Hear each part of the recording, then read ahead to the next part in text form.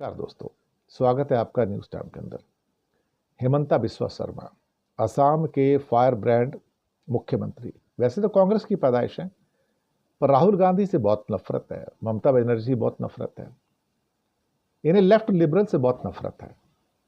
कहते हैं हिंदुस्तान के हिंदुओं को खतरा मुसलमानों और ईसाइयों से नहीं है, लेफ्ट लिबरल से है, ममता बनर्जी राहुल गांधी जैसे लोगों से है।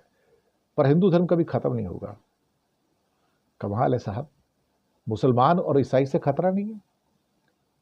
सुबह से लेकर शाम तक मियाँ मुल्ला आसाम में करते हो भैया आप, और आपको लगता है कि वहां हिंदू खतरे में है। आज जुबान कैसे बदल गई?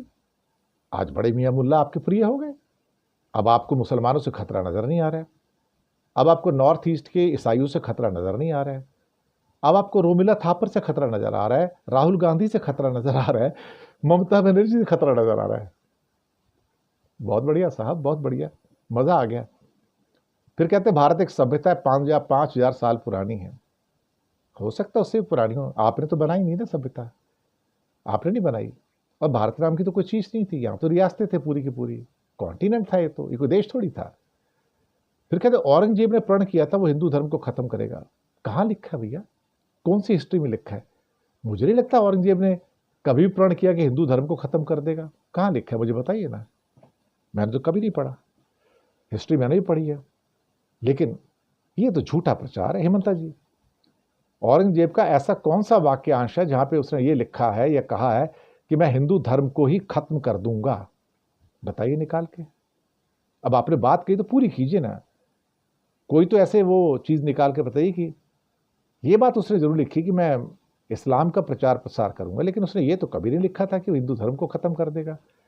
और वैसे भी 1200 साल के बाद अगर इंडिया पाकिस्तान बांग्लादेश को जोड़ दिया जाए तो कुल मिला के मुश्किल से 60-65 करोड़ हिंदू है, अपना मुसलमान है कुल मिला के। करीब 24 करोड़ जो है वो क्या कहते हैं कि पाकिस्तान में, 16-17 करोड़, 16-15 करोड़ बल्कि कहा जाए तो बांग्लादेश में, बाकी 20 करोड़ इंडिया में है। तो 61 करोड़ मुसलमान हैं।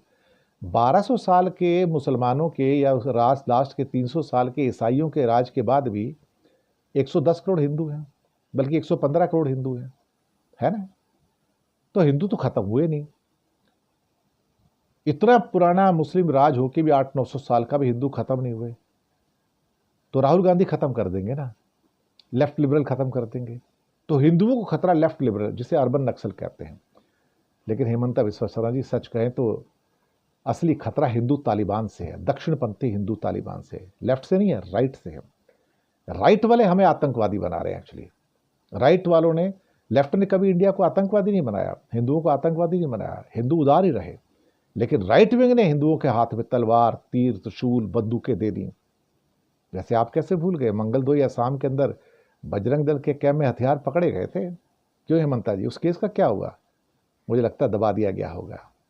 मंगलदोई में बजरंग दल की जो आर्म्स ट्रेनिंग चल रही थी, उसका क्या हुआ? उस केस का बात नहीं करते आप कभी उसकी। क्यों बात करेंगे? क्योंकि आपके ऊपर भी दबाव होता है ना अल्टीमेटली। और वैसे आपके भी पाप कम थोड़ी है, शारदा स्कैम और ये स्कैम और वो स्कैम। पर क्या है ना, कलयुग है, कलयुग में पाप का बोलबाला होता है। पर आप क्या है, आपके पास मुद्दा तो कुछ है नहीं। आप तो मुसलमानों का मुद्दा उठाएंगे, मियाँ मुल्ला का उठाएंगे। मियाँ मुल्ला खतरा है हिंदुओं के लिए असम में। अचानक से लेफ्ट लिबरल खतरा हो गए, मुसलमान और ईसाई खतरा नहीं हुए। बहुत बढ़िया।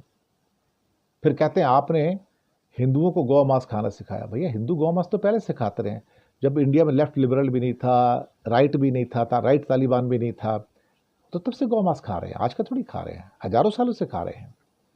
उसमें नई बात कौन सी है? बात गौ मांस की है ही नहीं ना। बात यह कि वो मांस खाते हैं, वो मीट खाते हैं, वो किसी भी जानवर का हो। तो कोई नई बात थोड़ी है। इंसान का शुरुआती दौर से देखा जाए तो ये सारा का सारा सिस्टम रहा है, मांसाहारी रहा है। आज भी इंडिया में 75% लोग मांसाहारी हैं। और वहाँ आधे से ज़्यादा हिंदुस्तान के अंदर तो आज भी नवरात्रि हो या कुछ भी हो, लोग मांस खाते हैं। उसमें कौन सी नई बात है? पर क्या है ना, आपको तो वोट चाहिए ना, क्योंकि अब आसाम के इलेक्शन आ रहे हैं अगले साल 2026 में। तो कुछ ना कुछ तो करना पड़ेगा ना आपको। कभी गौरव गोगोई को अटैक करते हैं, कभी राहुल गांधी को। वैसे राहुल तो आपको देख के राजी नहीं ना, क्या करेंगे? पर चलिए कोई बात नहीं, कभी ना कभी आपके काले कारनामे बाहर आ जाएंगे। अल्टीमेटली वक्त तो बदलता ही है ना। शुक्रिया आपका।